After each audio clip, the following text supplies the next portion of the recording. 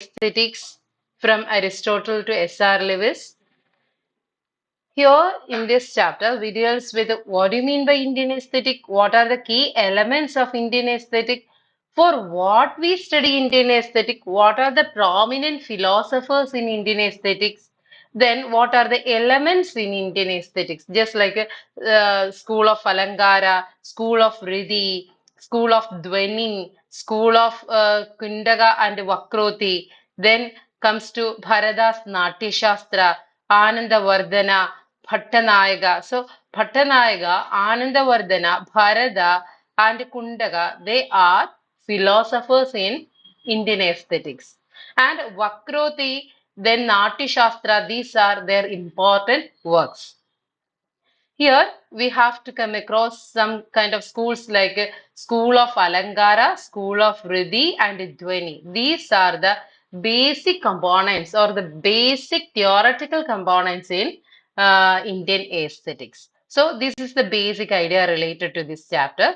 We have to go through this chapter first. What is Indian aesthetic? How does it differ from Western aesthetics? നമ്മൾ ഇത്രയും നാളും പഠിച്ചുകൊണ്ടിരുന്നത് തന്നെയാണ്. Western aesthetics, Western culture, new criticism, then romanticism, ഇല്ലേ? Then comes to structuralism, post-structuralism, ഇതെല്ലാം നമ്മൾ പഠിക്കും. So all these things related to Western aesthetics. But Indian aesthetics is entirely different from Western aesthetics. How it differs? Indian aesthetics is a branch of philosophy that explores the nature of beauty, art, and Indian taste in Indian context. It differs from Western aesthetics in its emphasis on interplay of beauty and ethics.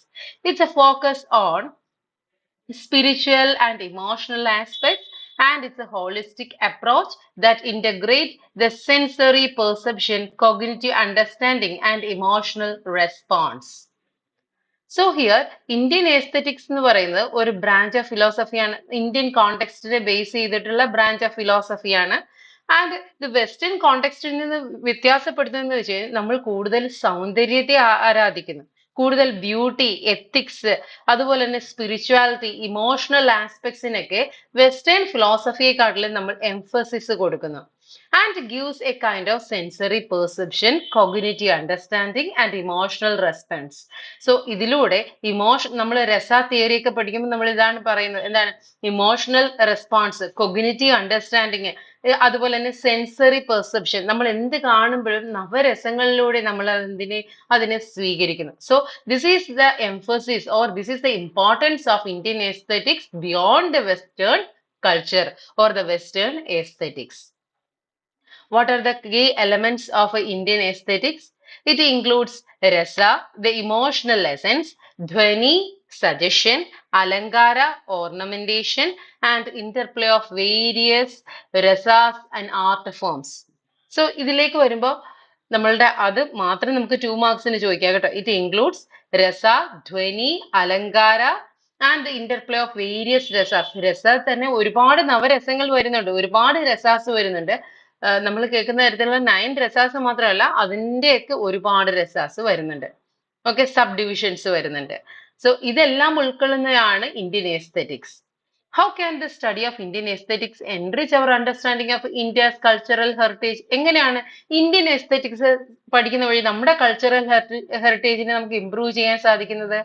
Studying Indian aesthetics allows us to dwell into the profound cultural and philosophical tradition of India.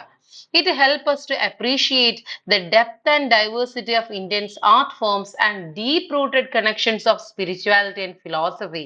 Indian aesthetics പഠിക്കുന്ന വഴി നമ്മുടെ കൾച്ചറിലേക്ക് കൂടുതൽ ഇറങ്ങാനും philosophical ട്രഡീഷനെ കൂടുതൽ മനസ്സിലാക്കാനും അതുപോലെ തന്നെ Indian culture, Indian diversity, Indian ethics, Indian philosophy, Indian tradition, Indian literature, ഇതിനെയൊക്കെ കൂടുതലായിട്ട് മനസ്സിലാക്കാനും ഇന്റർപ്രറ്റ് ചെയ്യാനും അതിനെ നമ്മുടെ സ്പിരിച്വൽ ബേസിൽ അനലൈസ് ചെയ്യാനും നമുക്ക് കഴിയും. So in order to inculcate all these factors related to our culture, our tradition, we have to include Indian aesthetics. What are some of the prominent texts and philosophers associated with Indian aesthetics? അത് നമുക്ക് പഠിക്കേണ്ടതാണ്. ആരൊക്കെയാണ് prominent philosophers? നമുക്ക് ഇതിൽ തന്നെ കാണുമ്പോൾ തന്നെ അറിയാം. ഭരത, പിന്നെന്താണ് അഭിനവ ഗുപ്ത, then ധനഞ്ജയ, പിന്നെ നമുക്ക് പഠിക്കാനുണ്ട്. ആരാണ് താഴേക്ക് വരുന്നുണ്ട്. അത് നിങ്ങൾക്ക് ഓർത്തിരിക്കാൻ വേണ്ടിയിട്ടാണ് ഞാൻ എഴുതാന്. കുണ്ടക, then comes to Bharata, then ആനന്ദവർദ്ധന, ഭട്ടനായക. അത് നമ്മൾ ഡീറ്റെയിൽഡ് ആയിട്ട് പഠിക്കുന്നതുകൊണ്ട് നിങ്ങൾ അത് ഓർത്തിരിക്കുമെന്ന് കരുതുന്നതുകൊണ്ടാണ് ഞാൻ ഇതത് ഇൻക്ലൂഡ് ചെയ്യാത്തത്.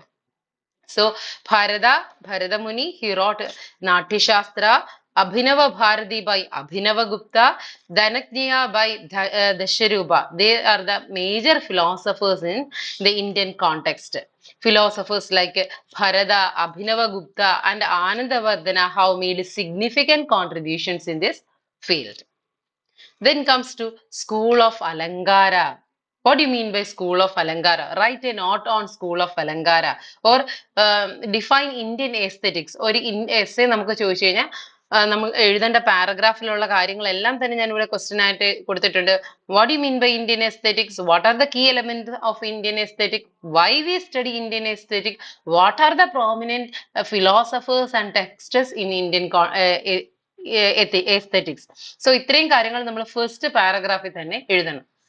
സെക്കൻഡിലാണ് Indian aesthetic includes school of Alankara, school of Riti, ഇങ്ങനെയുള്ള ധ്വനി. ഇത് ഇത്രയും കാര്യങ്ങൾ നമ്മൾ അതിൽ ഉൾപ്പെടുത്തണം. First, School of Alankara. School of Alankara in traditional Indian literary criticism focus on the principles of composition and style in poetry, employing various types of alankaras or literary embellishments to enhance the beauty and effectiveness of language. പണ്ടുകാലങ്ങളിൽ പ്രോസ് റൈറ്റിങ്ങിനെക്കാട്ടും കൂടുതൽ ഉണ്ടായിരുന്ന പോയിട്രിയാണ്. അതുകൊണ്ട് തന്നെ പോയിട്രിയിലുള്ള composition സ്റ്റൈലിനെയാണ് അലങ്കാര എന്ന് പറയുന്നത്. Okay, അലങ്കാര എന്ന് നമ്മൾ മെറ്റഫേഴ്സ്, സിമിലീസ്, എന്തെല്ലാം കാര്യങ്ങൾ ഉപയോഗിച്ച് നമ്മൾ ഒരു ലാംഗ്വേജിനെ എംബലിഷ് ചെയ്യുന്നു, അതിനെ ഇഫക്റ്റീവ് ആക്കുന്നു, അതിനെ അത്രത്തോളം മഹത്തരമാക്കുന്നു, ആ മെത്തേഡിനെയാണ് അലങ്കാര എന്ന് പറയുന്നത്.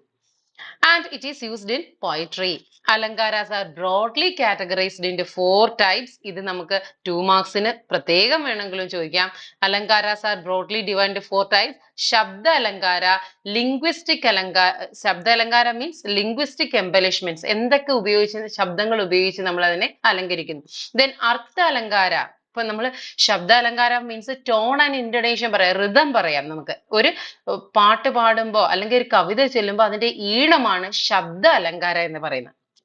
Then അർത്ഥ അലങ്കാര. അർത്ഥ അലങ്കാര മീൻസ് ഓർണമെന്റ്സ് ഓഫ് മീനിങ്. ഒരു വാക്ക് അതിൻ്റെ അകത്ത് എങ്ങനെ മീനിങ് ഫുൾ ആയി മാറുന്നു, അതിൻ്റെ അകത്ത് ഉപയോഗിച്ചിരിക്കുന്ന വാക്ക് ആ കോണ്ടെക്സ്റ്റിനെ എങ്ങനെ മീനിങ് ഫുൾ ആക്കുന്നു, അതാണ് അർത്ഥ അലങ്കാര വരുന്നത്. Then comes to രസ അലങ്കാര. രസ അലങ്കാര എന്ന് പറയുന്നത് ഇമോട്ടീവ് എംബലിഷ്മെന്റ്സ് ആണ്. മീൻസ് എത്രമാത്രം ഇമോഷൻ ഒരു പോയിട്രി ക്രിയേറ്റ് ചെയ്യുന്നു, അതാണ് രസ അലങ്കാരം. ഒരു പോയം വായിക്കുമ്പോൾ അതിൻ്റെ അകത്തുനിന്ന് എത്രമാത്രം ഇമോഷൻ ക്രിയേറ്റ് ചെയ്യപ്പെടുന്നു. Then സമസ്യ അലങ്കാര, that is ornaments of difficulty. ചില സമയത്ത് നമ്മൾ പറയത്തില്ലേ, വേസ്റ്റ് ലാൻഡ് വായിക്കുമ്പോൾ നമുക്ക് അതിൻ്റെ അകത്തുനിന്ന് എന്താ ഈ റെഫറൻസ് വരുമ്പോൾ നമുക്ക് അതിൻ്റെ അകത്തുനിന്ന് മീനിങ്സ് കോംപ്രിഹെൻഡ് ചെയ്യാൻ നമുക്ക് ഭയങ്കര ബുദ്ധിമുട്ടാണ്. സോ അതാണ് സമസ്യ. നമുക്ക് റീഡറിന് എന്തെങ്കിലും അയാളുടെ ബുദ്ധിയിലുള്ള കാര്യം, അയാളുടെ പ്രീ റിക്വസൈറ്റിലുള്ള ഒരു കാര്യം ചേർത്ത് വായിക്കുമ്പോഴേ അതെന്തായാലും കംപ്ലീറ്റ് ആയി മാറത്തുള്ളൂ. So that is what is called സമസ്യ. പൂരിപ്പിക്കുക, ഇല്ലേ? എന്തോ ഒരു ഗ്യാപ്പ് അതിൻ്റെ അകത്തുണ്ട്, ആ ഗ്യാപ്പിനെ ഫില്ല് ചെയ്യുമ്പോഴാണ് അവിടെ ഒരു മീനിങ് ഫുൾ ആയിട്ടുള്ള സെൻസ് ക്രിയേറ്റ് ചെയ്യപ്പെടുക. അതിനെയാണ് സമസ്യ അലങ്കാര എന്ന് പറയുന്നത്. സോ ഇത് ഇത്രയും നിങ്ങൾക്ക് ഇമ്പോർട്ടന്റ് ആണ്. നമുക്ക് 2 മാർക്സിന് ചോദിക്കാം. What are the different categories of അലങ്കാര? ശബ്ദ അലങ്കാര, അർത്ഥ അലങ്കാര, രസ അലങ്കാര ആൻഡ് സമസ്യ അലങ്കാര. Then comes to what is Shabda Alankara? Shabda Alankara involves using linguistic embellishments such as alliteration and onomatopoeia to beautify language. Alliteration എന്ന് വെച്ച് കഴിഞ്ഞാൽ എന്താണ്? Tinkle tinkle little star, ba ba black sheep, ഇല്ലേ? ഒരേ sound repeat ചെയ്ത് വരിക, ഇല്ലേ? ba ba black sheep. So ഇതിൻ്റെ അകത്തൊക്കെ ബ എന്നുള്ള സൗണ്ട് റിപ്പീറ്റ് ചെയ്ത് വരുന്നതിന് നമുക്ക് alliteration എന്ന് പറയാം. What do you mean by onomatopoeia? ഒണമറ്റോപോയ്യ എന്ന് പറഞ്ഞു കഴിഞ്ഞാൽ ഒരു സാധനത്തിന്റെ സൗണ്ടിനെ നമ്മൾ പറയാ. ഫോർ എക്സാമ്പിൾ, കാക്കയ്ക്ക് നമ്മൾ എങ്ങനെ പേരിട്ട് കാക്കയെന്ന്? കാ എന്നുള്ള അതിന്റെ സൗണ്ടിൽ നിന്നാണ് നമ്മൾ അതിന് കാക്ക എന്ന് വിളിച്ചു തുടങ്ങിയത്. അതുപോലെ തന്നെ ഇപ്പം ഫോർ എക്സാമ്പിൾ നമ്മൾ വെള്ളം, ഓക്കെ, വെള്ളം വീഴുന്ന സൗണ്ടിനെ നമ്മൾ പറയുന്നതാണ് flush and blush. Flush and blush means എന്താണ്? ആ വെള്ളം വീഴുന്ന ഒരു സൗണ്ടാണ്.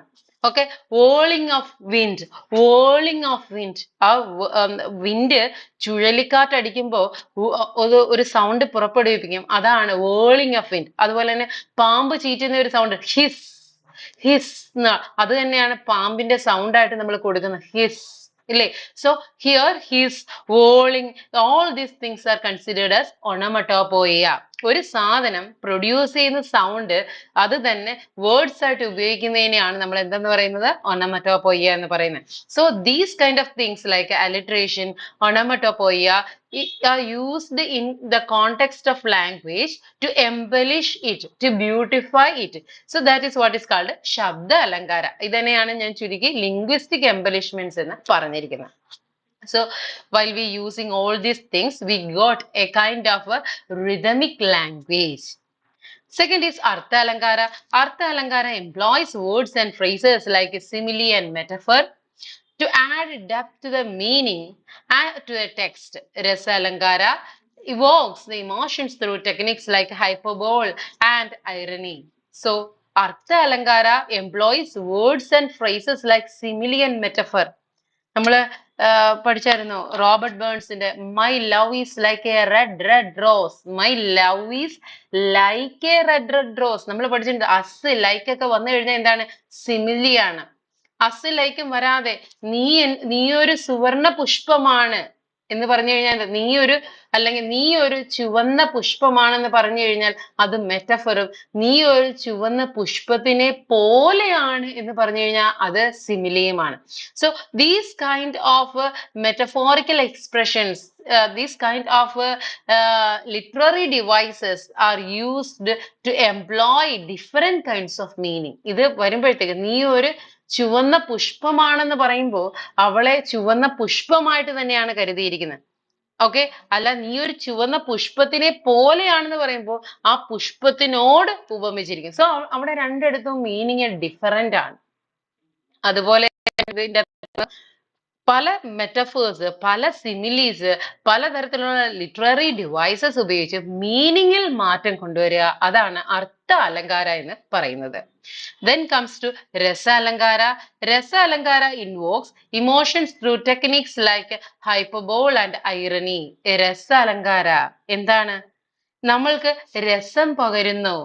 ഫോർ എക്സാമ്പിൾ ഹൈപ്പർബോൾ എന്ന് വെച്ചാൽ എന്താണ്, ഹൈപ്പർബോൾ എന്ന് വെച്ച് കഴിഞ്ഞാൽ അതിശയോക്തി പ്രദാനം ചെയ്യുക. ഐറണി എന്ന് വെച്ച് കഴിഞ്ഞാൽ വിരോധാഭാസം. അങ്ങനെ ഒരു ഐറോണിക്കൽ സ്റ്റേറ്റ്മെന്റ് എന്നൊക്കെ നമുക്ക് പറയാം. ഫോർ എക്സാമ്പിൾ ഹൈപ്പർബോൾ എന്ന് വെച്ച് കഴിഞ്ഞാൽ എന്താ, ഇപ്പം ഫോർ എക്സാമ്പിൾ എനിക്ക് നിന്നോട് ഈ ഭൂമിയോളം ഇഷ്ടമാണ്, അല്ലെങ്കിൽ എനിക്ക് നിന്നെ ഈ ആകാശത്തോളം ഇഷ്ടമാണ്. ഇങ്ങനെ പറയുമ്പോൾ എന്താണ്, നമുക്ക് പറയാൻ പറ്റുന്നതിലും അധികമുള്ള സ്നേഹം പ്രകടിപ്പിക്കുന്നത്. So it's A hyperbole. Irony എന്ന് വെച്ചാൽ എന്താണ്, ഒരു തരത്തിലുള്ള ഒരു പാരഡോക്സ് അല്ലെങ്കിൽ ഒരു വിരോധാഭാസം നമുക്ക് അവിടെ കാണാൻ സാധിക്കും. പറയാണ്, നീ ഒരു ഫോർ എക്സാമ്പിൾ ഒരു വലിയ ഒരാളിനെ കണ്ടിട്ട് പറയാൻ, വെറും കൊച്ചുകുട്ടി തന്നെ. എന്താണ്, വലിയ ഒരാളിനെ കണ്ടിട്ട് പറയാണ്, അവന്റെ സ്വഭാവത്തെ കുറിച്ചിട്ടാണ് പറയുന്നത്, ഒരു കൊച്ചുകുട്ടി തന്നെ എന്ന് പറയുമ്പോൾ എന്താണ്, അവൻ പ്രായം കൊണ്ട് പക്വത ചെന്നിട്ടില്ല. ഒരു ഐറോണിക്കൽ ആയിട്ടുള്ള ഒരു സെന്റൻസ് നമുക്ക് അവിടെ കാണാൻ സാധിക്കും. സോ ഇതാണ് രസ അലങ്കാര എന്ന് പറയുന്നത്. ഒരു കൊച്ചുകുട്ടിയുടെ സ്വഭാവത്തോട് ഒരു വലിയ ആളുടെ പെരുമാറ്റത്തെയാണ് അവിടെ കാണിച്ചിരിക്കുന്നത്. Then comes to Samasya Alankara. It creates complexity through puns and paradoxes, engaging the reader in nuanced and enriched literary experiences.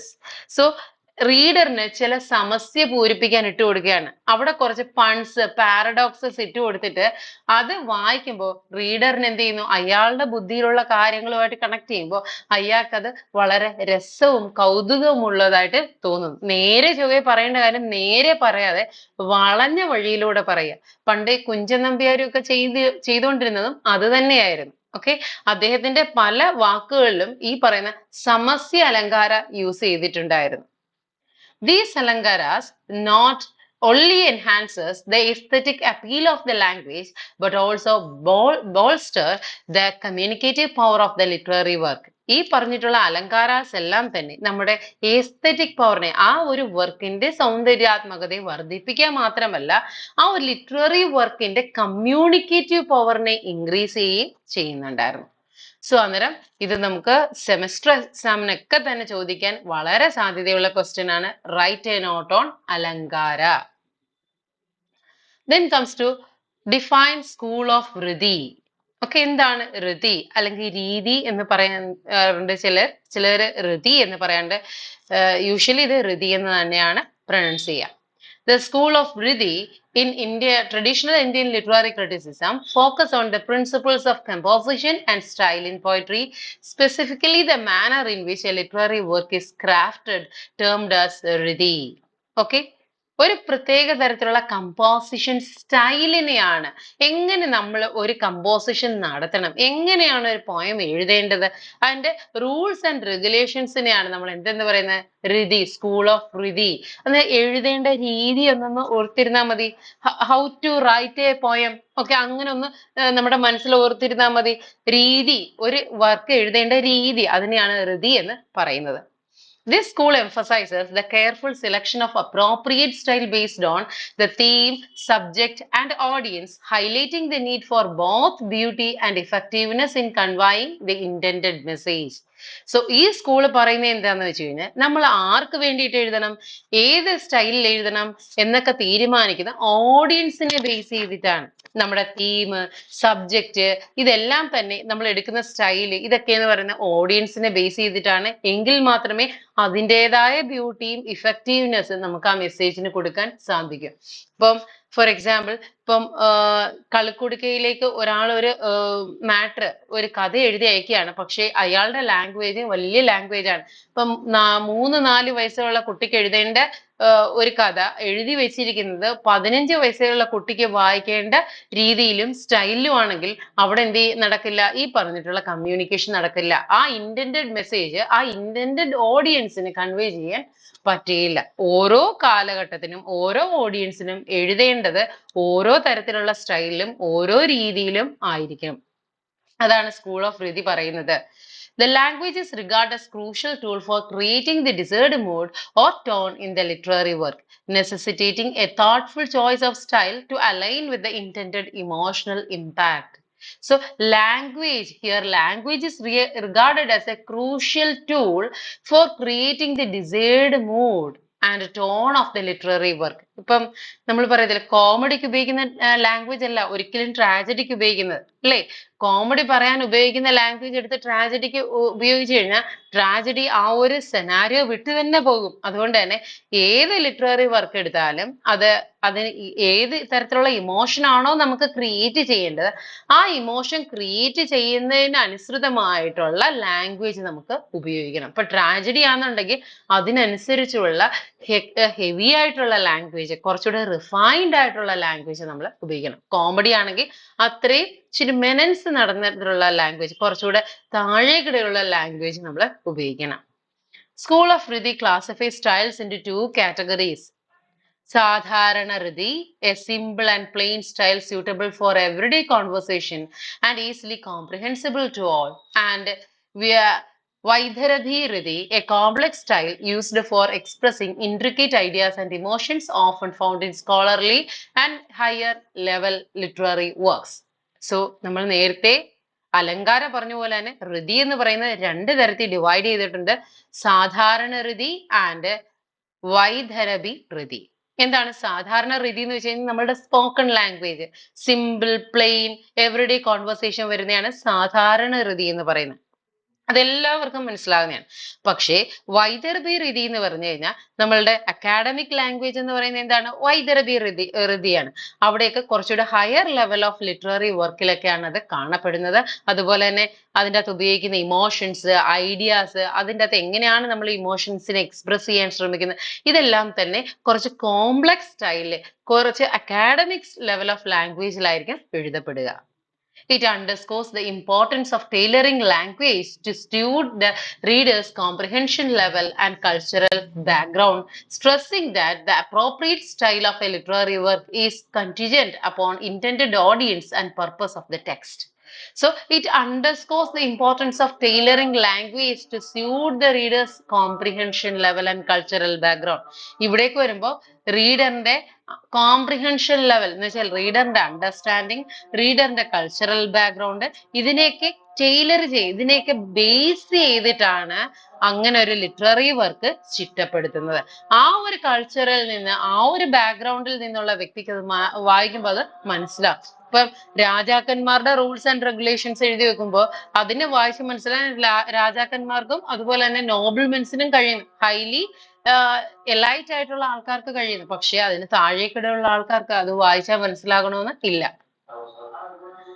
Then comes to ഇതൊന്ന് ഓർക്കുക, സ്കൂൾ ഓഫ് Riti എന്ന് വെച്ചാൽ എന്താണ്, അതുപോലെ തന്നെ അതിന്റെ കാറ്റഗറീസ് എന്തൊക്കെയാണെന്നൊന്ന് ഓർത്തിരിക്കുക. ദാറ്റ് ഈസ് സാധാരണ Riti ആൻഡ് വൈദരതി Riti. Then comes to Dhwani. Dhwani എന്താണ്? Dhwani, a Sanskrit term, embodies a resonant and emotive power of language in Indian and border literature. It transcends the literal meaning of the words, encompassing their emotional impact and underlying subtext. So, Dhwani, നമ്മൾ പറയാറില്ലേ, നീ പറഞ്ഞതിന്റെ ധ്വനി വേറൊന്നാണല്ലോ, ഇങ്ങനെ പറയാറില്ലേ. ഒരു കാര്യം അത് പറയുമ്പോൾ അതിന് രണ്ട് തരത്തിലുള്ള മീനിങ് ഉണ്ടാകുക, അതാണ് ഈ ധ്വനി എന്ന് പറയുന്നത്. സോ അതിന്റെ ഒരു ഇമോട്ടീവ് പവർ, അതിന്റെ ഇമോഷണൽ പവർ, അതിന്റെ ലിറ്ററൽ മീനിങ് ഒന്നായിരിക്കും, പക്ഷെ അതിന്റെ ഇമോഷണൽ മീനിങ് അല്ലെങ്കിൽ അതിന്റെ ഒരു സെക്കൻഡറി മീനിങ് അതിന് വേറൊന്ന് കാണും. സോ അത് വരുന്നതാണ് ഈ ധ്വനി എന്ന് പറയുന്നത്. So Dhwani is A Sanskrit word. Dhwani is a Sanskrit term that resonates with the emotive power of the language. അതാണ് നമുക്ക് പറയുന്നത് emotive power of the language in Indian and broader literature. It transcends the literal meaning of the word. അതിന്റെ literal മീനിങ്ങിനെ എന്തെന്ന് മറികടക്കുന്നു. ഇതിന് literal ആയിട്ട് ഒരു meaning കാണും, പക്ഷെ അതിന്റെ അപ്പുറത്തേക്ക് ഒരു മീനിങ്, ഒരു വ്യാങ്യാർത്ഥം എന്ന് നമുക്ക് പറയാം, അങ്ങനെ ഒരു അർത്ഥം, ഒരു സെക്കൻഡറി മീനിങ് ഇതിന് ഉണ്ടായിരിക്കും.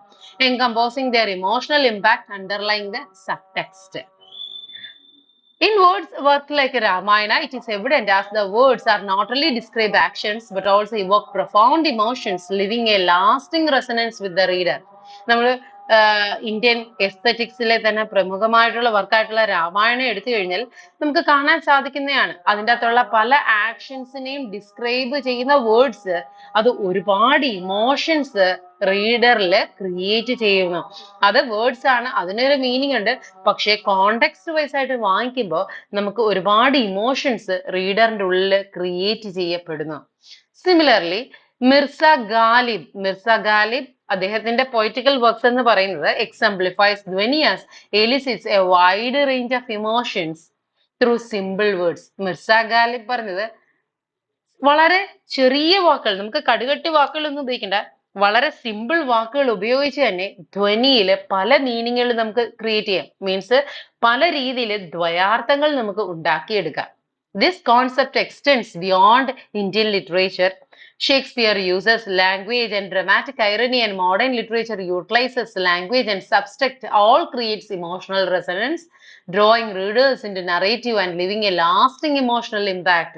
ഇത് രാമായണത്തിൽ മാത്രമല്ല, മിർസ ഗാലിബിന്റെ പോയട്രി മാത്രമല്ല, അതുപോലെ തന്നെ വെസ്റ്റേൺ ലിറ്ററേച്ചർ എടുത്ത ഷേക്സ്പിയറിന്റെ വർക്കിലും ഈ പറഞ്ഞിട്ടുള്ള ധ്വനി നമുക്ക് കാണാൻ സാധിക്കുന്നതാണ്.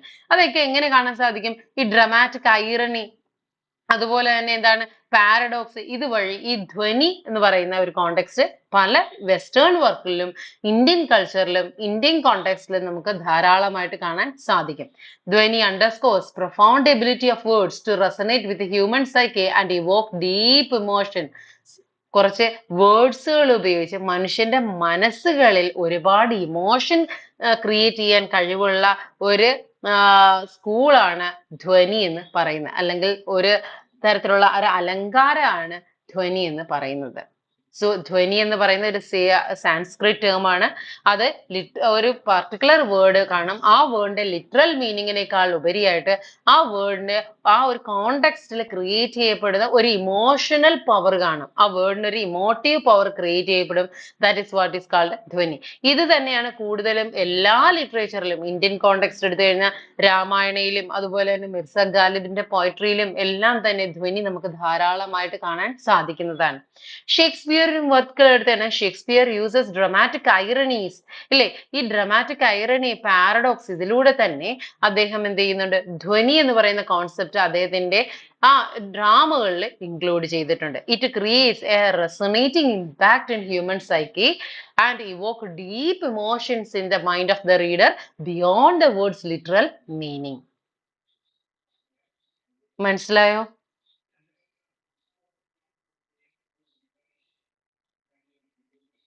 മനസ്സിലായോ നിങ്ങക്ക്? Hello?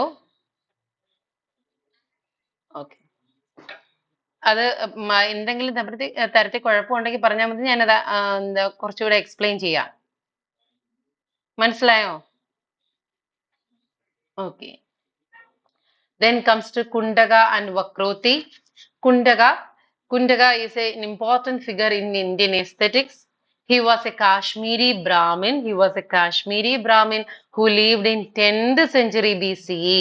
He is best known for his work Vakroti Jeevidam. Okay, his important work is Vakroti Jeevidam. He is a Kashmiri Brahmin, lived in 10th century BCE. And this work, Vakroti Jeevidam, it is a treatise on poetics. Poetics means study on poetry.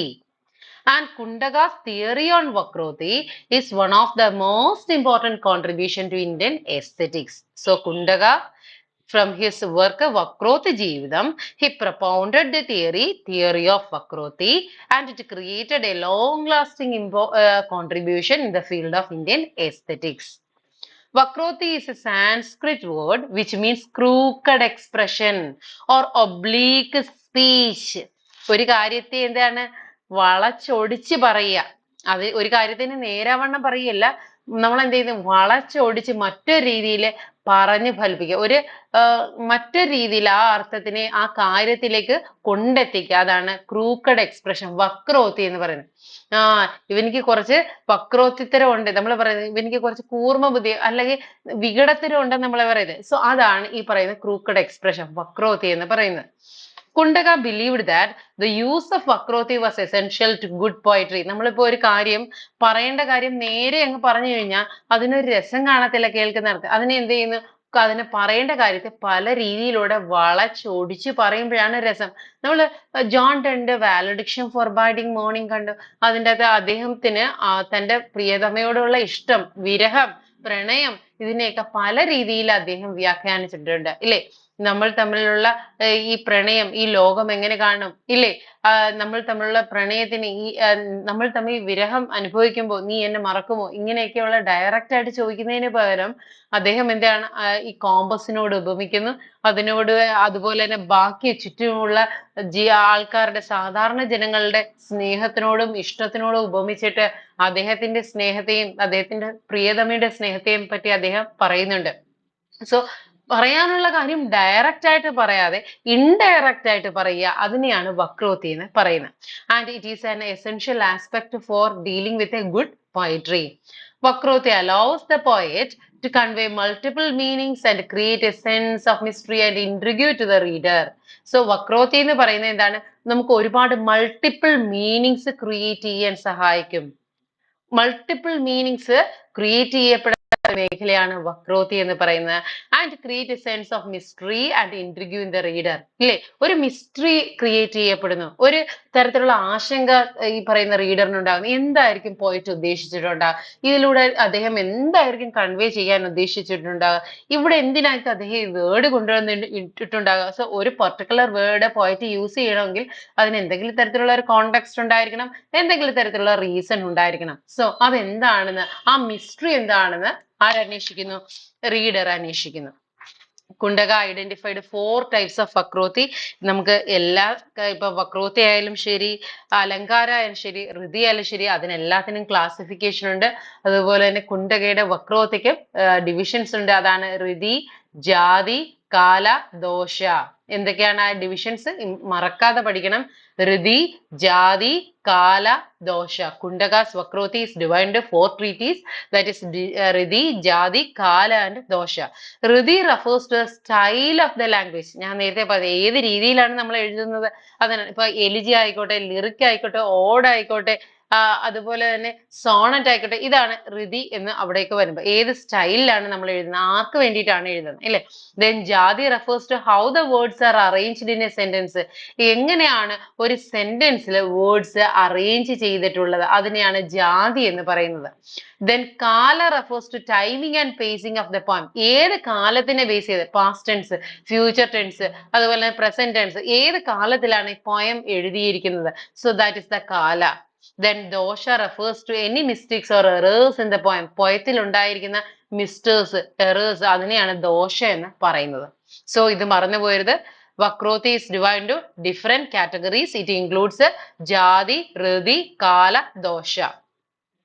An example of Kuntaka's theory of Vakroti can be seen in the poetry of Indian poet Kalidasa's Abhignana Shakuntalam. Abhinavagupta was a follower of Kuntaka's theory of Vakroti and he expanded upon it in his work Abhinava Bharati. So, അത് നമുക്ക് important ആണ് കേട്ടോ. ഈ പറഞ്ഞിട്ടുള്ള കുണ്ടകാസ് വക്രോത്തി theory apply ചെയ്തിട്ടുള്ള Indian എസ്തെറ്റിക്സിലെ ഒരു വർക്കാണ്. അദ്ദേഹം അതെടുത്ത് അപ്ലൈ ചെയ്തിട്ടുള്ളത് കാളിദാസന്റെ അഭിജ്ഞാന ശാകുന്തളത്തില് ഇത് അപ്ലൈ ചെയ്തിട്ടുണ്ടായിരുന്നു, ഈ തിയറി അപ്ലൈ ചെയ്തിട്ടുണ്ടായിരുന്നു. ലേറ്റർ അഭിനവഗുപ്തൻ കുണ്ടകന്റെ തിയറി അതിനെ എക്സ്പാൻഡ് ചെയ്ത് ഇറക്കിയ ഒരു വർക്കാണ് അഭിനവ ഭാരതി. അത് നമുക്ക് വൺ വേർഡിന് ചോദിക്കാൻ പറ്റിയ ഒരു ക്വസ്റ്റ്യൻ. അഭിനവ ഭാരതി എന്ന് പറയുന്നത് കുണ്ടകാസ് വക്രോത്തിയുടെ തിയറിയുടെ എക്സ്പാൻഷൻ ആണ് Abhinava Bharati. Then comes to Bharata's Natyashastra. Bharata, the author of Natyashastra, an ancient text on performing arts, has profoundly shaped Indian aesthetics. The text is divided into 36 chapters and contains detailed descriptions of various performing arts, including drama, dance, music, and visual arts. ഭരതന്റെ നാട്യശാസ്ത്രം അത് Indian എസ്തെറ്റിക്സിലെ വളരെ important ആയിട്ടുള്ള ഒരു ബുക്കാണ്. 36 chapters ആയിട്ട് divide ചെയ്തിട്ടുള്ള ഈ ഒരു ബുക്കിൽ drama, dance, music, visual arts ഇതിനെയൊക്കെ കുറിച്ച് തന്നെ എന്ത് ചെയ്യുന്നുണ്ട്, ഡീറ്റെയിൽഡ് ആയിട്ട് ഡിസ്ക്രൈബ് ചെയ്യുന്നുണ്ട്. One of the key concept of Bharata's aesthetics is rasa. നമ്മൾ നേരത്തെ പറഞ്ഞത് drama, dance, music, visual arts ഇതെന്നൊക്കെ പറയുമ്പോൾ നമുക്ക് കൂടുതൽ രസം ഉളവാക്കുന്നതാണ്. ഇമോഷണൽ, നമ്മുടെ ഫേഷ്യൽ എക്സ്പ്രഷൻസിൽ, നമ്മുടെ മൈൻഡിലൊക്കെ കൂടുതൽ രസം ഉളവാക്കുന്നത്. So his key concept is related to theory of rasa. And this rasa, which refers to the emotional experience emotional experience that a work of art evokes in the audience. ഞാനിപ്പോ ഒരു drama കണ്ടിട്ട് ഇറങ്ങുമ്പോ അല്ലെങ്കിൽ ഒരു ഫിലിം കണ്ടിട്ട് ഇറങ്ങുമ്പോ ഞാൻ പറയുന്നു, ഓ അത് അടിപൊളിയായിരുന്നു, നല്ല രസമുണ്ടായിരുന്നു, കണ്ട അതെന്ന് വെച്ചാൽ എന്താണ് എന്റെ ഉള്ളിലെ രസം അത് ഉയർത്തി. പക്ഷെ ബാക്കിയുള്ളവര് പറഞ്ഞ എന്താണ്, നമ്മൾക്കുള്ളിലെ ഇന്റലക്ച്വൽ എബിലിറ്റി ഉയർത്തുന്ന തരത്തിലുള്ള കാര്യങ്ങൾ ബാക്കിയുള്ളവർ പറഞ്ഞപ്പോ ഭരതൻ എന്താ പറഞ്ഞേ, ഒരു ആർട്ട്, അത് ഡാൻസ് ആയിക്കോട്ടെ, മ്യൂസിക് ആയിക്കോട്ടെ, ലിറ്ററേച്ചർ ആയിക്കോട്ടെ, വിഷ്വൽ ആർട്ട് ആയിക്കോട്ടെ, എന്തുമായിക്കോട്ടെ, അത് നമ്മൾ ഉണർത്തുന്ന ആ ഒരു രസം, ആ ഒരു താല്പര്യം, ഒരു ഇമോഷണൽ എക്സ്പീരിയൻസ്, അതിനാണ് അദ്ദേഹം പ്രാധാന്യം കൊടുത്തത്. According to Bharata, there are 8 primary rasas. Primary rasas 8 ഉണ്ട്. ഈ 8 primary രസയ്ക്ക് പിന്നീട് ഒരുപാട് സബ് ഡിവിഷൻസ് വരുന്നുണ്ട് കേട്ടോ. അത് നമുക്ക് ഡീറ്റെയിൽഡ് ആയിട്ട് നിങ്ങൾക്ക് പഠിക്കാൻ മേ ബി നെക്സ്റ്റ് സെമിസ്റ്ററുകളിലൊക്കെ ഉണ്ടാകും. According to Bharata, there are 8 primary rasas: love, joy, anger, sadness, heroism, fear, disgust and wonder. ഇത് നമുക്ക് ചോദിക്കും. What are the 8 primary rasas? ഏതൊക്കെയാണ്? Love, joy, anger, sadness, heroism, fear, disgust, wonder. ഈ 8 rasas നമ്മൾ കാണാതെ തന്നെ പഠിക്കണം. Each rasa is associated with a specific set of emotions and can be evoked through various techniques such as dialogue, music, movement, play. പാട്ട് പാടുമ്പോൾ ഒരിക്കലും ഒരാൾ എന്ത് ചെയ്യത്തില്ല, ദേഷിച്ചുകൊണ്ട് പാട്ട് പാടത്തില്ല. പാട്ട് പാടുമ്പോൾ ഒന്നെങ്കിൽ ഒരു വിരഹം അല്ലെങ്കിൽ പ്രണയം, ഈ ഒരു വികാരം, അല്ലെങ്കിൽ സന്തോഷം, ഈ ഒരു വികാരം, ഈ ഒരു രസയാണ് ഇവോക്ക് ചെയ്യുന്നത്. ഓരോ കോണ്ടെക്സ്റ്റും ഓരോ തരത്തിലുള്ള ഇമോഷൻസിനെ ഇവോക്ക് ചെയ്യുന്നു. അതിന്റെ പർട്ടിക്കുലർ ടെക്നിക്കുകള്, ഡയലോഗുകള്, മ്യൂസിക്കുകള്, മൂവ്മെന്റ്സുകള് ഇതെല്ലാം തന്നെ ഉപയോഗിക്കുന്നുണ്ട്. സോ ആങ്കർ എന്ന് പറയുന്ന ഒരു ഇമോഷന്റെ അവസ്ഥയിൽ ഉപയോഗിക്കുന്ന ലാംഗ്വേജ് വളരെ വ്യത്യാസമായിരിക്കും. അപ്പോൾ ഇവോക്ക് ചെയ്യുന്ന രസ വ്യത്യാസപ്പെട്ടിരിക്കണം. So his threefold objectives stressed that performing art should entertain, educate and enlighten. ഇതൊന്നും മറന്നു പോകരുത്. അതിനു വേണ്ടിയിട്ടാണ് ഞാനത് ബോൾഡ് ചെയ്തിട്ടിരിക്കുന്നത്. അദ്ദേഹം പറയുന്നത് കാര്യമാണ്. പിന്നെ ത്രീ ഫോൾഡ് ഒബ്ജക്റ്റീവ്സിനെ പറ്റി പറയുന്നുണ്ട്. 3 കാര്യങ്ങളെ പറ്റി ഇമ്പോർട്ടന്റ് ആയിട്ട് പറയുന്നുണ്ട്. Every art should entertain. എല്ലാ ആർട്ടും നമ്മൾ എന്ത് ചെയ്യിക്കാനുള്ളതാണ്? എന്റർടൈൻ ചെയ്യിക്കാനുള്ളതാണ്. എഡ്യൂക്കേറ്റ് ചെയ്യിക്കണം, എൻലൈറ്റൻ ചെയ്യിക്കണം. വെറുതെ എന്റർടൈൻ ചെയ്യാ പോരാ. അത് ആ ഒരു ആർട്ട് അത് അല്ലെങ്കിൽ ഒരു സിനിമ കണ്ടിറങ്ങുമ്പോൾ അല്ലെങ്കിൽ ഒരു ഡ്രാമ കണ്ടിറങ്ങുമ്പോൾ അതിൽ നിന്ന് എന്തെങ്കിലും തരത്തിലുള്ള ഒരു നോളജ്, എഡ്യൂക്കേറ്റ് ചെയ്യാന്ന് വെച്ചാൽ ഒരു നോളജ് നമുക്ക് അതിൽ നിന്ന് കിട്ടണം. അല്ലെങ്കിൽ നമുക്ക് എന്തെങ്കിലും തരത്തിലുള്ള ഒരു എൻലൈറ്റ്മെന്റ്, ഒരു ഉദ്ബോധനം നമ്മളുടെ തലയിൽ ഉണ്ടാകണം. അതിന് നമ്മൾ എന്റർടൈൻ ചെയ്യിപ്പിക്കുകയും നമ്മളെ അത് എന്റർടൈൻ ചെയ്യിപ്പിക്കുകയും വേണം. So this is the threefold objective of every art. And it appeals to diverse audiences. അത് എല്ലാ ഓഡിയൻസിനെയും ഒരേപോലെ എന്ത് ചെയ്യണം? സ്വാധീനിക്കുകയും വേണം. ഇപ്പൊ ഒരു വർക്ക് ഓഫ് ആർട്ട് ഉന്നതലങ്ങളിൽ ഇരിക്കുന്ന ആൾക്കാരെ മാത്രം സ്വാധീനിച്ചാൽ പോരാ. അത് താഴേക്കിടയിലുള്ളവർക്കും അത് മനസ്സിലാകാം. That work should entertain, educate and enlighten every strata of the society. Bharata influence is evident in many Indian dance forms like Bharatanatyam and Kathakali, as well as Indian painting, sculpture and architecture, which incorporate Natya Shastra's theme and rasa concept. ഭരതന്റെ ഈ പറഞ്ഞിട്ടുള്ള concept, രസ, three fold structure, ഇതെല്ലാം തന്നെ Bharatanatyam, Kathakali, Indian painting, sculpture, architecture, ഈ മേഖലകളെല്ലാം തന്നെ അദ്ദേഹത്തിന്റെ ഈ theory of രസ വലിയ സ്വാധീനം ചെലുത്തിയിട്ടുണ്ട്. His ideas continue to inspire modern Indian artists, ensuring his lasting legacy in the realm of aesthetics. Figures like poet Kalidasa and musician Tyagaraja exemplify the enduring impact of Bharata's aesthetics on Indian arts. So, ഇവിടേക്ക് വരുമ്പോൾ പറയാണ്, നാട്യശാസ്ത്രത്തിന്റെ ആ ഒരു concept, രസ എന്ന് പറയുന്ന concept പല മേഖല, വിഷ്വൽ ആർട്സില്, പെയിന്റിങ്സില്, അതുപോലെ തന്നെ ലിറ്ററേച്ചറിൽ എല്ലാം റിഫ്ലക്ട് ചെയ്തിട്ടുണ്ട്. അതുപോലെ തന്നെ മേജർ പോയറ്റ്സ് ആയിട്ടുള്ള കാളിദാസ, മ്യൂസിഷ്യൻ ആയിട്ടുള്ള ത്യാഗരാജ, ഇവർക്കെല്ലാം തന്നെ ഭരതന്റെ ഈ പറഞ്ഞിട്ടുള്ള തിയറി ബേസ് ചെയ്ത് അവരുടെ വർക്കുകളെ എക്സംപ്ലിഫൈ ചെയ്യാനും സാധിച്ചിട്ടുണ്ട്. Even in the contemporary times, artists like Rukmini Devi Arundale draw inspiration from Natya Shastra's principles. ഇപ്പോഴത്തെ contemporary scenario എടുത്താൽ പോലും രുക്മിണി ദേവി അരുന്തലെ എന്ന് പറയുന്ന ആ ആർട്ടിസ്റ്റ് നാട്യശാസ്ത്രത്തിന്റെ പ്രിൻസിപ്പിൾസിനെ മുറുകെ പിടിച്ചുകൊണ്ട് അതിൽ നിന്ന് ഇൻസ്പിറേഷൻസ് ഉൾക്കൊണ്ടുകൊണ്ട് പ്രവർത്തിക്കുന്ന ഒരു വ്യക്തിയാണ്. അതാണ് ഭരദാസ് നാട്യശാസ്ത്ര വരുന്നത്. Then comes to Anandavardhana. Anandavardhana, an influential Indian literary critic from 9th century BC, is a prominent figure in Indian aesthetics. His seminal work, Dhanyaloka, important. Anandavardhanന്റെ വർക്കാണ് ധന്യലോക, lays out his theories on rasa and dhwani. അന്നേരം രസയെക്കുറിച്ചും ധ്വനിയെക്കുറിച്ചും further ആയിട്ട് ഒരു revaluation വന്ന ഒരു evolution അല്ലെങ്കിൽ ഒരു analysis വന്ന ഒരു മേഖലയാണ് ധന്യലോക, ആനന്ദവർദ്ധന്റെ ധന്യലോക. Anandavardhana argued that literature, including poetry, should not merely convey information, but should primarily evoke emotions in the reader or listener with rasa. നമ്മൾ നേരത്തെ കണ്ടു ഭരതന്റെ നാട്യശാസ്ത്രത്തില് അദ്ദേഹം ഡ്രാമ, മ്യൂസിക്, അതുപോലെ തന്നെ വിഷ്വൽ ആർട്സ്, ഇതിനൊക്കെ കൂടുതൽ രസയുമായിട്ട് റിലേറ്റ് ചെയ്ത് ഇമ്പോർട്ടൻസ് കൊടുത്തപ്പോ ആനന്ദവർദ്ധനത്തിന്റെ ധന്യലോകത്തില് അദ്ദേഹം ഭരതന്റെ രസ തന്നെ എടുത്ത്, രസയും ധ്വനിയും ചേർത്തെടുത്തിട്ട് അദ്ദേഹം അത് ലിറ്ററേച്ചറിൽ അപ്ലൈ ചെയ്യാൻ തുടങ്ങി. അദ്ദേഹം പറഞ്ഞ ഇതാണ്, ഒരു പൊയട്രി വായിക്കുമ്പോൾ, ഒരു ലിറ്റററി ആസ്പെക്ട് വായിക്കുമ്പോൾ അതിൽ നിന്ന് റീഡറിന് കിട്ടുന്ന വെറും എന്തെങ്കിലും നോളജ് മാത്രമല്ല, അത് കുറച്ച് ഇമോഷൻസിനെ ഇവോക്ക് ചെയ്യുന്നുണ്ട്, അതുവഴി രസ ക്രിയേറ്റ് ചെയ്യപ്പെടുന്നുണ്ട്. ഒരു പോയം വായിക്കുമ്പോൾ അടിപൊളി പോയം, നല്ല പോയം അല്ലേ? നമ്മള് ഇന്ന് ഞാന് മുരുകൻ കാട്ടാക്കടയുടെ രേണുവി എന്നുള്ള പദ്യം കേട്ടു. അതിൻ്റെ അകത്ത് ഒരു വരി കേട്ട് കഴിഞ്ഞപ്പോ എനിക്ക് വളരെയധികം സന്തോഷം തോന്നി. വളരെ നല്ല വരി. ഭ്രമമാണ് പ്രണയം, വെറും ഭ്രമം, വാക്കിന്റെ വിരുദിനാൽ തീർത്തൊരീ സ്ഫടിക സൗധം. ഇല്ലേ? എന്ത് നമുക്കറിയാം, അത് കോൺസെപ്റ്റ് അതാണ്. പക്ഷേ വാക്കിന്റെ വിരുദിനാൽ തീർത്തൊരീ സ്ഫടിക സൗധം, ഇല്ലേ? എന്താ നല്ല ഒരു കോൺസെപ്റ്റ് അവിടേക്ക് കൊണ്ടുവന്നിരിക്കാൻ. ഭ്രമമാണ് പ്രണയം, വെറും ഭ്രമം, വാക്കിന്റെ വിരുദിനാൽ തീർത്തൊരീ സ്ഫടിക സൗധം. ഇല്ലേ? സോ ആ ഒരു പ്രണയത്തെ എന്ത് വളരെ മനോഹരമായിട്ട് പ്രണയം എത്ര കാപട്യം നിറഞ്ഞൊരു കാര്യമാണ്, ഇങ്ങനെ അദ്ദേഹം വളരെ മനോഹരമായിട്ട് അവതരിപ്പിച്ചിട്ടുണ്ട്. സോ ആ ഒരു രസയും ധ്വനിയും കൊണ്ടൊരു ധ്വനി, ഞാൻ നേരത്തെ പറഞ്ഞു, ഇതൊരു ദ്വയാർത്ഥ പ്രയോഗം അല്ലേ?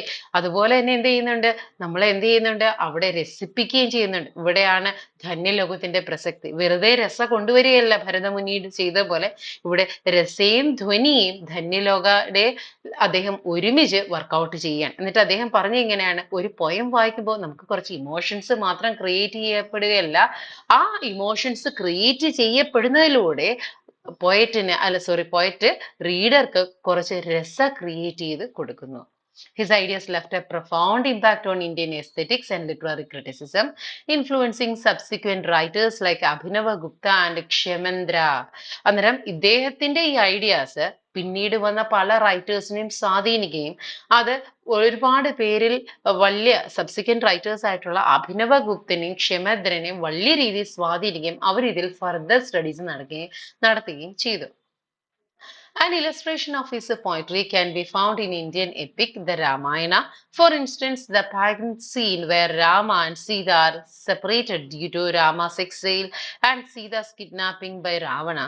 Anandavardhana would interpret the dominant emotion as love, eliciting a strong emotional response in the reader. So, നമ്മൾ കണ്ടു കാണും, കണ്ടല്ല, നമുക്കറിയാം, ഓൾറെഡി അറിയാവുന്ന ഒരു കാര്യമാണ്, വനത്തിൽ വെച്ച് രാവണൻ സീതയെ തട്ടിക്കൊണ്ടുപോയി. ഒരിക്കലും കൊട്ടാരത്തിൽ വെച്ചിട്ടല്ല. അന്നേരം അതെന്താണ്, വനത്തിൽ വെച്ചിട്ട് രാവണൻ സീതയെ തട്ടിക്കൊണ്ടുപോയി. സോ ഇവിടേക്ക് വരുമ്പോൾ രാമൻ എന്ത് ചെയ്യുന്നു, സീതയെ നേടിയെടുക്കാനായിട്ട് പോകുന്നതും യുദ്ധം ചെയ്യുന്നതും ഇതൊക്കെ വരുമ്പോഴത്തേക്ക് അവിടെ ഡോമിനന്റ് ഇമോഷൻ ആയിട്ട് നിൽക്കുന്ന ലവ് ആണ്. ആ ഒരു ലവിലേക്ക്, ആ ഒരു ലവ് എന്ന് പറയുന്ന കോൺസെപ്റ്റിലൂടെ റീഡറിനെ എന്ത് ചെയ്യുന്നു, കൂട്ടിക്കൊണ്ടു പോകുന്നു. സോ അവിടെയാണ് ആ ഒരു കോൺസെപ്റ്റ്, ലവ് എന്ന് പറയുന്ന ഒരു കോൺസെപ്റ്റ് കൊണ്ടിട്ടിരിക്കുന്നത്. പക്ഷെ നമ്മൾ ഒരു കാര്യം ചിന്തിക്കണം, അത് എവിടെയാണ് സെറ്റ് ചെയ്തിരിക്കുന്നത്, ഒരു ഫോറസ്റ്റ് ഏരിയയിലാണ് സെറ്റ് ചെയ്തിരിക്കുന്നത്. So additionally, he would identify Dhwani, hidden meaning in the choice of forest as the setting of Rama's exile, symbolizing the unknown and perils ahead, the quest to rescue Sita. So നമുക്കറിയാം, കൊട്ടാരത്തിൽ വെച്ചാണ് സംഭവിക്കുന്നതെങ്കിൽ അദ്ദേഹത്തിനെ സംരക്ഷിക്കാൻ, അല്ലെങ്കിൽ സീതയെ സംരക്ഷിക്കാൻ, അല്ലെങ്കിൽ അദ്ദേഹത്തിന് വേണ്ടി പെട്ടെന്ന് പുറപ്പെടാൻ ഒരുപാട് പേര് അവിടെ ഉണ്ടാകും. പക്ഷെ ഇതൊന്നും ഇല്ലാതെ ഒറ്റപ്പെട്ട് നിൽക്കുന്ന അവസ്ഥയിൽ, താൻ ഏകാഗിയായിട്ട് നിൽക്കുന്ന അവസ്ഥയിൽ ഒരു ഫോറസ്റ്റ് ഏരിയയിൽ വെച്ച് തന്റെ പ്രിയതമയായ പത്നിയെ കാണാതാകുക, അപ്പോ ഒരു ഭർത്താവ് അനുഭവിക്കുന്ന വിഷമങ്ങൾ അത് അതിതീവ്രമായിട്ട് അതിൻ്റെ അകത്ത് വരച്ചു കാണിച്ചിട്ടുണ്ട്. അന്നേരം ഇതിൻ്റെ അകത്ത് കോണ്ടെക്സ്റ്റ് വരുന്ന ഫോറസ്റ്റ് ആണ്. ഫോറസ്റ്റും അതിനോടനുബന്ധിച്ച് അവിടെ നിന്നുള്ള ആ ഒരു കിഡ്നാപ്പിങ്ങും എല്ലാം തന്നെ അതിനെ വളരെയധികം മനോഹരമാക്കി തീർക്കുന്നു. Then comes to Bhattanayaka. Bhattanayaka, an Indian aesthetics introduced by the philosopher and literary critic Bhattanayaka in his work ഹൃദയദർപ്പണ. അന്നേരം നോക്കുക, ഭട്ടനായക ആൻ ഇന്ത്യൻ എസ്തറ്റിക്. ഭട്ടനായക എന്ന് പറയുന്നത് ഒരു വർക്കാണ് കേട്ടോ. ഭട്ടനായക is an Indian aesthetics introduced by the philosopher and literary critic ഭട്ടനായക. എഴുതിയ പേരും വർക്കിന്റെ പേരും ഒന്നാണ്. In his work Hridayadarpana. അന്നേരം ഹൃദയദർപ്പണ എന്ന് പറയുന്ന ഒരു വർക്കിലെ, ഒരു ഹോൾ ബുക്കിലെ ഒരു പാർട്ടാണ് ഭട്ടനായക എന്ന് പറയുന്നത്. ഒരു തിയറിയാണ്. അത് എഴുതിയിട്ടുള്ള ആളുടെ പേരും ഭട്ടനായക എന്നാണ്. അത് നിങ്ങൾ തെറ്റിപ്പോകരുത്. ഭട്ടനായക is an Indian aesthetic written by the philosopher and literary critic ഭട്ടനായക. അതിൻ്റെ അകത്ത് ഇടയ്ക്ക് N ക്യാപിറ്റൽ ആണ്. ഓതറിന്റെ പേര് വരുമ്പോൾ N ക്യാപിറ്റൽ ആണ്. In his work ഹൃദയദർപ്പണ.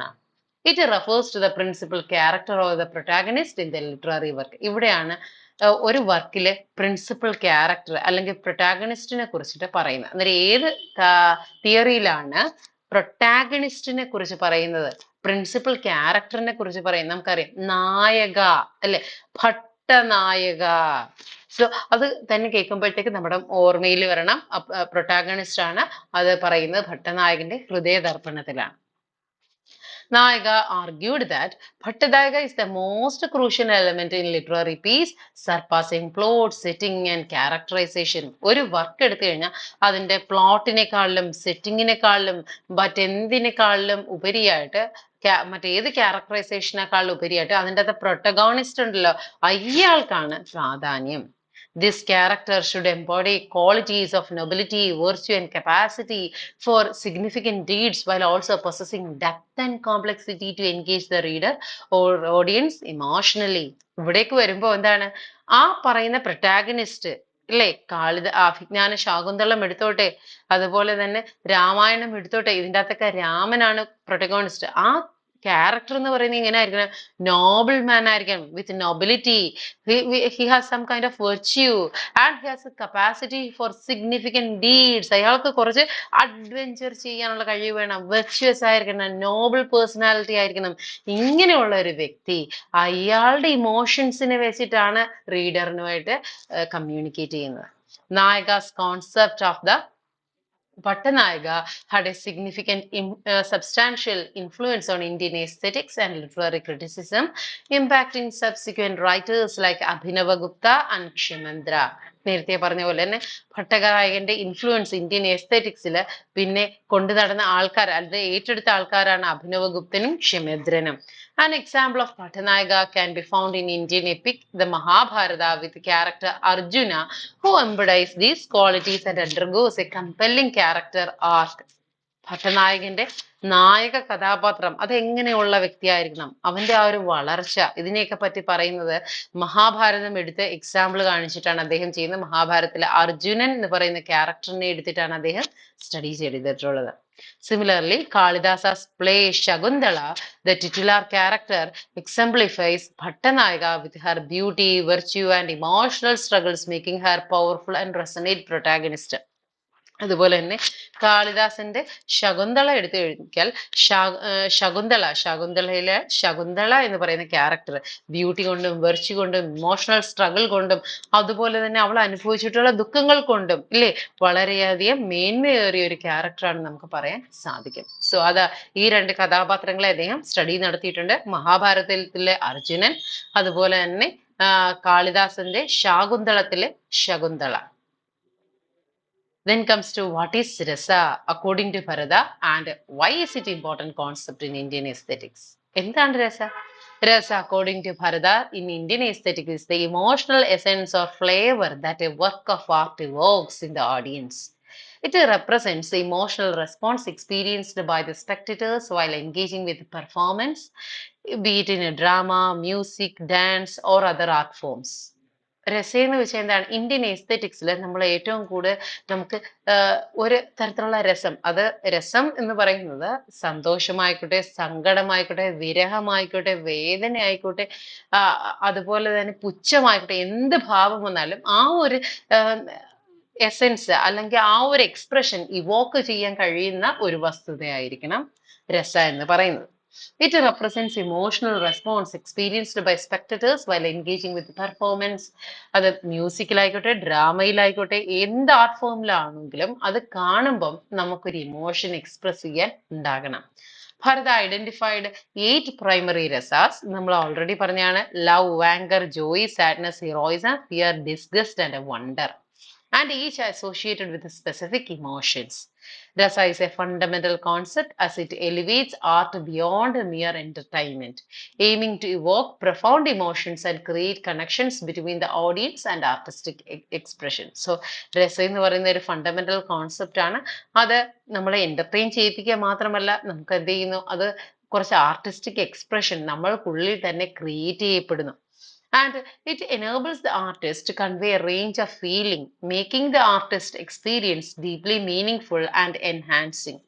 So it enables the artist to convey range of feelings. ഇല്ലേ, ഇപ്പം ആർട്ടിസ്റ്റ് ഉണ്ടാക്കിയിട്ടുള്ള ഒരു മീനിങ് കാണും, ആ മീനിങ്ങിൽ ഉപരിയായിട്ട് കുറച്ച് റേഞ്ച് ഓഫ് ഫീലിങ്സ് കാണുന്ന സ്പെക്ടേറ്ററിൽ അല്ലെങ്കിൽ ഓഡിയൻസിൽ ഉണ്ടാകുന്നു. Making the artistic experience deeply meaningful and enriching. നമ്മൾ ആകാശദൂത് സിനിമ കണ്ടു കഴിയുമ്പോൾ അതിൻ്റെ അകത്തെ വിരഹം, ആ ഒരു തീവ്രമേറിയ ദുഃഖം കണ്ടിട്ട് കരയാത്തവരാരും തന്നെ ഉണ്ടാകില്ല. ആ ഒരു സിനിമ കണ്ടിട്ട് ഇതൊരു സിനിമയാണ് എന്ന് തോന്നിയിരുന്നു കഴിഞ്ഞാൽ നമുക്ക് അതിന്റെ എക്സ്പ്രഷൻ കിട്ടില്ല, രസം പോകും ഇല്ലേ. അത് സിനിമയേക്കാൾ ഉപരിയായിട്ട് കാണുമ്പോൾ സ്വന്തം ജീവിതത്തോട് താരാത്മ്യം അല്ലെങ്കിൽ താരതമ്യം നമ്മൾ സ്വന്തം ജീവിതത്തോട് നമ്മൾ എന്താ സിമിലാരിറ്റി കണ്ടെത്തുക, അങ്ങനെ പറയുമ്പോൾ ക്ലിയർ ആയി. ഓക്കെ, സിമിലാരിറ്റി കണ്ടെത്തി കഴിയുമ്പോഴത്തേക്ക് നമുക്ക് എന്ത് ചെയ്യുന്നു, ആ പറയുന്ന കഥാപാത്രത്തിന്റെ ദുഃഖം നമ്മളുടെ ദുഃഖമായിട്ട് ഘനീഭവിക്കുകയും നമ്മൾക്ക് ഉള്ളിൽ വേദന തിങ്ങി നിറയുകയും നമ്മൾക്ക് ഒരുപാട് ദുഃഖമുണ്ടാകുകയും നമ്മൾ കരയുകയും ചെയ്യും, ഇല്ലേ? So it enables the artist to convey a range of feelings, making the artistic experience deeply meaningful and enriching. അന്നേരം നേരത്തെ പറഞ്ഞ പോലെ അവിടെ രസ ക്രിയേറ്റ് ചെയ്യുന്ന എന്തൊക്കെയാണ്, നമുക്ക് എൻലൈറ്റ്മെന്റ് ഉണ്ടാക്കുന്നുണ്ട്, എഡ്യൂക്കേറ്റ് ചെയ്യുന്നുണ്ട്, അതുപോലെ തന്നെ എന്റർടൈനും ചെയ്യുന്നുണ്ട്, നമ്മൾ ആസ്വദിപ്പിച്ചു. ഇറങ്ങിക്കഴിയുമ്പോൾ നമ്മൾ പറയും, "ഓ, നല്ലൊരു ഫിലിം ആയിരുന്നു." എഡ്യൂക്കേറ്റ് ചെയ്യുന്നുണ്ട്. എന്താണ് എഡ്യൂക്കേറ്റ് ചെയ്യുന്നത്? ശരിക്കും പറഞ്ഞാൽ ആ ഒരു ഫിലിം എഡ്യൂക്കേറ്റ് ചെയ്യുന്നതെന്ന് വെച്ച് കഴിഞ്ഞാൽ ഇങ്ങനെയുള്ള അനാഥ ബാല്യങ്ങളെ കുറിച്ച്, ഇപ്പൊ മാതാപിതാക്കൾ ഇല്ലാതായി പോകുമ്പോൾ ഉള്ള കുട്ടികളുടെ അവസ്ഥകളെ കുറിച്ച് ജനങ്ങൾക്ക് ഒരു അവയർനെസ് കിട്ടും. ദെൻ എന്താണ്, നമ്മൾക്ക് ഒരു എൻലൈറ്റ്മെന്റ് തരുന്നു. എന്താണ്, ഇങ്ങനെയുള്ള കുട്ടികളെ സഹായിക്കണം, ആ ഒരു മാനസികാവസ്ഥയിലേക്ക് നമുക്ക് ഒരു എൻലൈറ്റ്മെന്റ് തരണം. So authors through this way these kind of feelings rasa evoke a kind of deeply meaningful and enriching. So that's about it, today's session. Do you have any doubt regarding the particular session? Okay. എന്തെങ്കിലും doubt ഉണ്ടെങ്കിൽ ചോദിക്കാം. നിങ്ങൾക്ക് ഞാൻ പറഞ്ഞു തന്ന കാര്യമൊക്കെ മനസ്സിലായല്ലോ? Okay, അന്നേരം അത് മറക്കാതെ തന്നെ എന്താ പറയാ, എഴുതി വെക്കണം. കാരണം ഇത് നമുക്ക് ഇമ്പോർട്ടൻ്റ് ആണ് കേട്ടോ. ഈ ഒരു ചാപ്റ്റർ നമുക്ക് ഇമ്പോർട്ടൻ്റ് ആണ്. സെമസ്റ്റർ എക്സാമിനൊക്കെ ഈ പറഞ്ഞിട്ടുള്ള സ്കൂൾ ഓഫ് റിതി കാര്യങ്ങളൊക്കെ തന്നെ ചോദിക്കാം. അതുപോലെ തന്നെ നേരത്തെ ഉള്ള എക്സാം നിങ്ങൾ എഴുതിയിട്ടില്ലെങ്കിൽ ആ ഒരു എക്സാമിന് നമുക്ക് ഏതാ ഇന്റേണൽ എക്സാം വരുന്നുണ്ട്, ആ ഒരു എക്സാമിന് വേണ്ടിയിട്ട് കൂടി ഇത് പഠിച്ചു പോവുക. ഇനി വരുന്ന ക്ലാസ്സിൽ നമ്മൾ എടുക്കുന്നത് നമ്മുടെ റിസർച്ച് മെത്തഡോളജി പേപ്പർ ആയിരിക്കും. ഓക്കെ, ശരി, ബൈ. ഓക്കെ.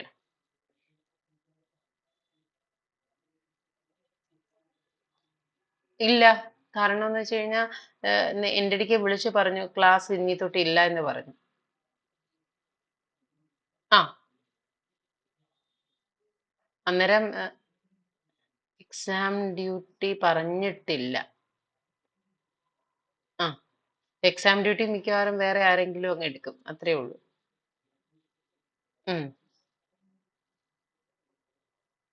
ഓക്കെ. ഓക്കെ.